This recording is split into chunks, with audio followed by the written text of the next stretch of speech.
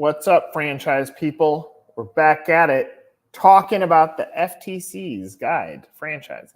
Coming up next.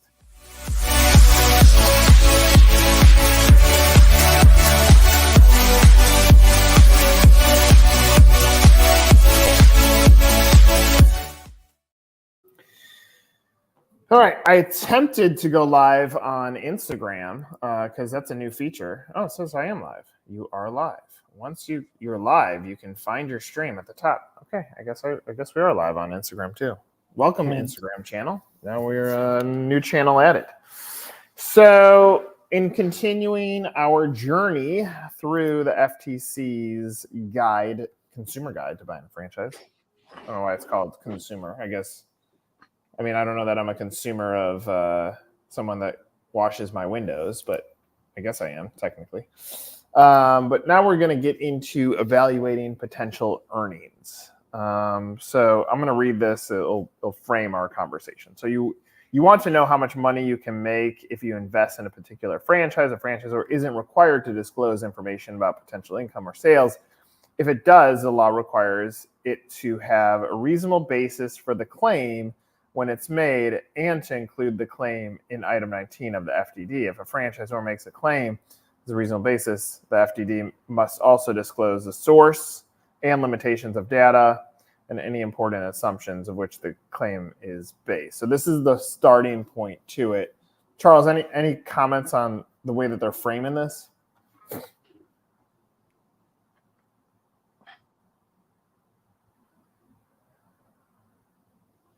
No, I mean, framing it's okay. I mean, from a human level, you're buying a franchise, investing in one. Question is, how much money can you make? And before you get to that question, I would challenge a buyer. What's your expectation, right? Are you looking for something that supplements your income, replaces your income, helps you build wealth and legacy for your family? So this should be your pre-starting point, which is, what am I looking for? And then the next question becomes, okay, I'm evaluating franchises. How are they going to align with my economic expectations? I think it's important I like that. I think it's important to take a step backwards because we go back to when we were looking at what are the costs of going into a franchise. And there's one part of the listing called operating capital. And so if whatever your goals are needs to align with how much capital you have, because this is where, in my opinion, and give me your feedback back, franchisors, I more times than not, I see gross sales as the thing that they use as the highlight. And I see this in some of the ads that come out on Facebook too. It says gross sales of $2.5 million. Okay. Yes. For what type of unit performance? And sometimes that's units that have been open more than 24 months. And so now I go all the way back to the beginning of a franchisee. And let's just say I'm buying based on north of $2 million sales. And that's the number that I'm interested in. I'm like, ooh, we can make $2 million.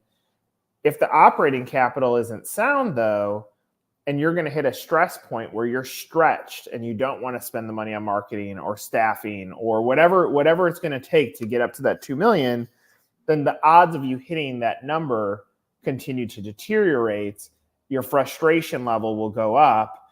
And when your frustration goes up, your creativity declines, and the odds of you rebounding become more of a long shot. So I go all the way back to the beginning, which is where I think potential earnings are deeply important to understanding, like, how much can I potentially make as a franchisee. But before we get there, you got to also align what you can afford to invest in a business, and what you said, Charles, on what are the business outcomes you want. Are you replacing income? Are you trying to build wealth? Why are you doing this in the first place? Yeah, perfect starting point, right? That initial capital.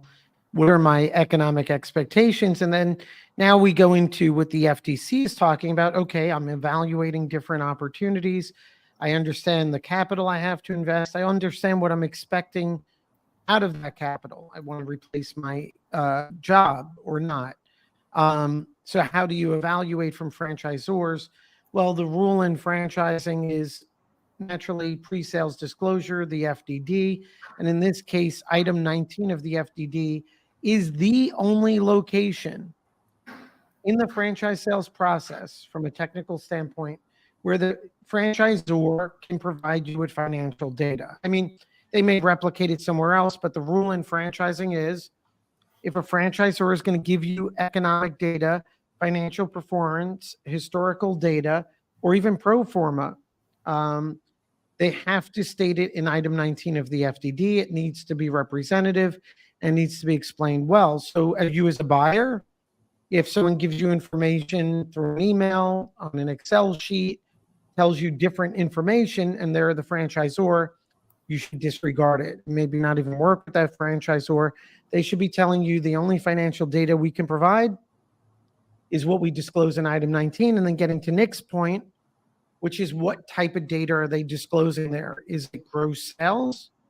Or is it a more detailed calculation of gross sales less operating expenses? So you see gross profit, or even deeper, do we see net income or cash flow? So that's just a building block of evaluating the financial. Do you feel that when brands lead with, and I can see the ad, picture of the building, picture of the mobile truck, picture of whatever, and it says insert number, gross sales with an asterisk. Do you feel long term that sets you up for the right level of success with your franchisees when you're selling based on money alone? Or where do you think a franchisor needs to position message one at?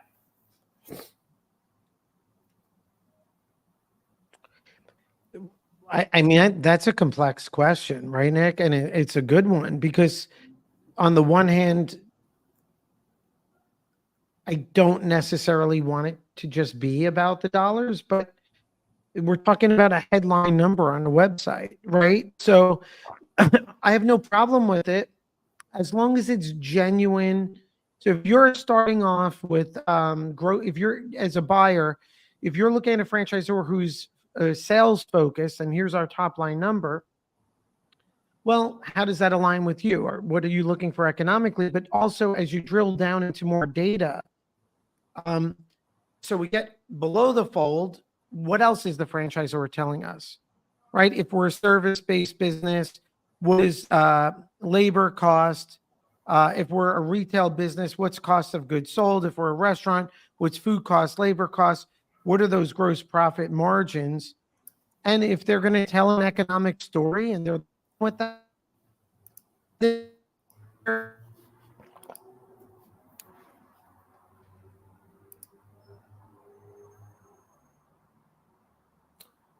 bound to happen. Like right in the middle of him telling, "Oh, are you back?" It's like I was like, it's bound to happen. Like you're making a signature comment, and then the FTC freezes your internet. They knew. I don't know why the FTC is coming after me over this. I'm supporting their information. Yeah, I mean, I will say, and here's the insights. And unfortunately, the data is not strong enough. So as a buyer, you have to understand how much your potential earnings are, and does that align with what your financial goals are. Similar to like you go talk with a financial advisor. The first thing you're going to tell the advisor is what is the goal, what is the outcome you're trying to get out of this.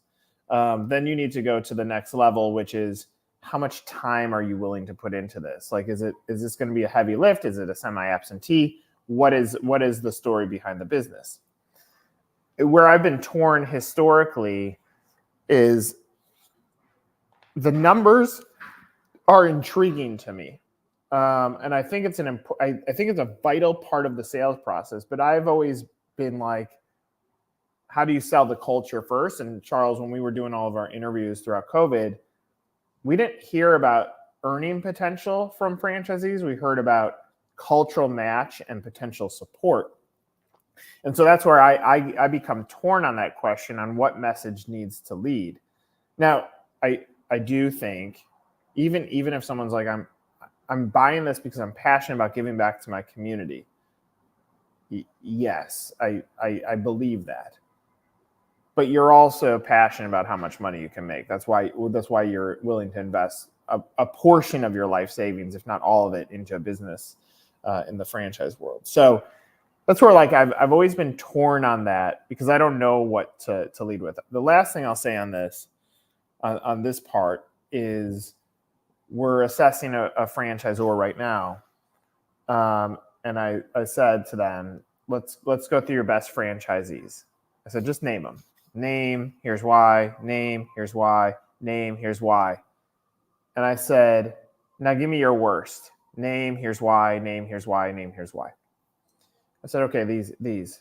Did it come through a broker or did it come through organic? The best ones. Organic. Maybe one broker in that mix. And I go to the other side and it's the reverse. It is all broker. Now, this is not the broker's fault. Let me be clear on that. But it's the tools that the franchisor gives them that if the broker sells primarily based on look how much money you can make with this thing, and they get in there, and yes, you can make that much money with the brand, but it might take a little bit of time. It's going to take some hustle. It's going to take some energy. It's going to take some capital. And if those other pieces, those ingredients aren't in the mix, it was very fascinating to go through this exercise with the franchisor and say, like, you have one of two issues. Either you're not giving the brokers the right amount of information, or you're not supplementing the broker when the lead comes in to say, yes, the financial side is good. Here's the ramp up period. So I'm giving that feedback because I think a classic one, I vividly remember it. I'm going to paraphrase. It was like 17 locations disclosed. All the ads for Jimmy John's had this massive number, but it was like they were disclosing 17 locations when they have 1,000. I'm like, okay, yes, there's a potential that I can do this as one of the 17. But that's not the total story. I want to understand where's my break even going to happen? What's first year sales expectations? How does it perform in various markets? Does it need a more urban market or is it more of a community market? Like there's so many different layers to this that as good as it is, I actually shame on the way that FTC or the way that item 19 is regulated. I think it needs to be a much wider discussion if we're going to set people up for success. So there's a bunch of important things you brought up there. And I think the structure of item 19 is good. I think, hey, franchise buyers and brokers and everyone, we all need to be more discerning about how we review item 19. So if you're a buyer, this FTC information is good. So I don't know why they need to shut off my internet, but let's look at things this way. Here's the framework to evaluate the economics. One, like Nick said, what is your available capital? What's your estimated initial investment? So while we're looking at item 19, we also need to be looking at item 7. 2, what's your expectations? Are you replacing income? Are you building legacy? Or is this a lifestyle supplemental income business? 3, take those expectations and now know we need to evaluate at least what the franchisor is saying about its unit economics, which is item 19. Now, item 19, franchisor traditionally discloses historical data. It could be just top line gross sales or more detailed. Nick's point, there's a couple of things you need to calibrate as a buyer. Number one, gross sales alone may not be enough depending on the category. You're going to want to know the detail, at least to gross profit, what are costs of goods sold, and preferably even how do you get to a cash flow number. But then also to Nick's point, every franchisor is different. You may have a franchisor that's brand new to the market, could be the very best investment out there. But to Nick's point, when you're looking at their item 19, well, you may be evaluating just the economic data from their corporate location that's been in business for 25 years. Or it's a new franchisor and it's only 8 new pioneering franchisees. So you need to evaluate the data itself on how long the franchisees have been in operation. And then to Nick's other point, just because average gross sales are X dollars and profitability is Z, there may be a 5-year ramp up number before you get to those numbers. And then I'm going to go back. I'm going to throw in an element of item 6 here. So item 7 was your estimated investment. Item 19 is what the franchisor says about unit economics. Item 6 is going to tell you what are your ongoing fees. And now, since we're talking about revenue, how much money does the franchisor say you need to spend on an ongoing basis on local marketing, right? If you're a retail brick and mortar business, well, your retail location should be driving in business. If you're a service-based business, you need to be spending dollars on digital marketing. You should be on hyper alert. So if they're saying they're doing X dollars in sales, how long have they been in business? And how much money are they spending in marketing? Not how much is the franchisor requiring you spend, but how much do you need? Because it very well could be what you think you need to open up for that first year. You may need an extra $50,000 just on marketing. So you have to evaluate all these things together. And again, that's why maybe you want to work with a good broker, a great franchise lawyer. Maybe you want to be on every FranX video because this is valuable. So 2 quick comments, and then we'll go into this last part. So Charles, 100% agree with you. I think your last line is genius. Is we look at the gross sales. We might look at labor. We might look at product that's disclosed within item 19. But one, how much marketing does it take to get there? How many licks does it take to get to the center of a Tootsie Roll Pop? And second statement is, I bet you if you took every franchisee that ever existed and you put them in this giant music festival, we're going to call it music festival, and you say, okay, everybody that actually spent their 2% on marketing can stay. Everybody else has to go. Like it would clear out. There'd be nobody left because very few are willing to do this. I've told this story before, but I was at a conference and a guy went from middle of the pack to number 3. They had the top 3 franchisees on. And the moderator said, okay, how did you get here? You made such a leap. And he goes, I spent 10% of every dollar on marketing. And the franchisee next to me elbows me in the side. He goes, that guy's an idiot. I was like, he's on stage, bro. So it's interesting because I think that's another component that's super, super valuable. And I'm glad that you brought that up. The last thing in this section, they say a reliance on earnings claim. And I think I would love your opinion on this. So franchisors may ask you to sign a statement, sometimes presented as a written interview or questionnaire that asks whether you received any earnings or financial performance representations during the course of buying a franchise. If they told or gave you any information about how much your franchise may earn, report it fully on the questionnaire or other statement.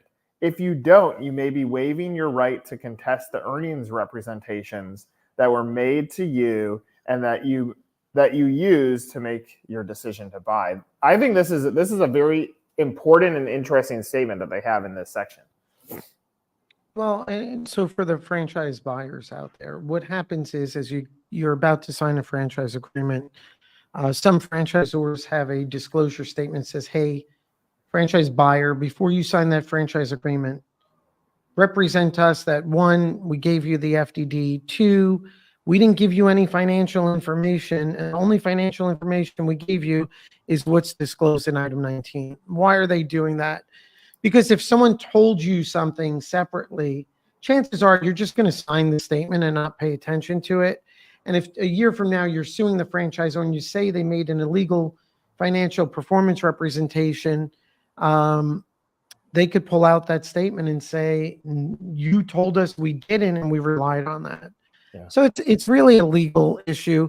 And look, sometimes at a franchisor, it could be quality control. If there's a rogue sales agent, then and you say, he told me these numbers, then maybe a good franchisor is going to say, stop the transaction. I'd say that clause and this discussion may be outdated because the laws are prohibiting those types of disclaimers anyway. Yeah.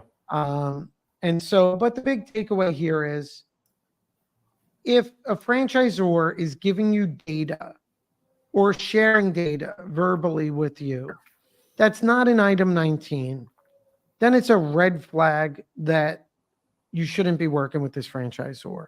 You should ask them, say, hey, is that in your item 19? And if they say no, because of this reason or no for that reason, then your response to them is, well, aren't you violating the law? The reality is then that's a sign of bad practices and someone you shouldn't work with. And I would run away. Last thing in closing, I'll just say for anybody that's watched this long, and obviously you're watching this because you want to understand how do you approach the financial side of this. Charles has a secret list in his office of the brands that will make you filthy rich. So if you want to have those answers, reach out to Charles. Reach out. Absolutely. Happy holidays for those that are watching live. Oh, Thanks wait, for Nick, too. Yeah. I sent you an email. I was caught. I saw this, and I was like, based on the links that you've historically sent me, I bet. No. This is good, but it does say officially. Okay, here it goes.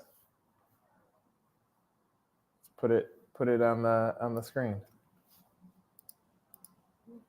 I was never, as a child, able to accomplish 300 and I bit into it. Average.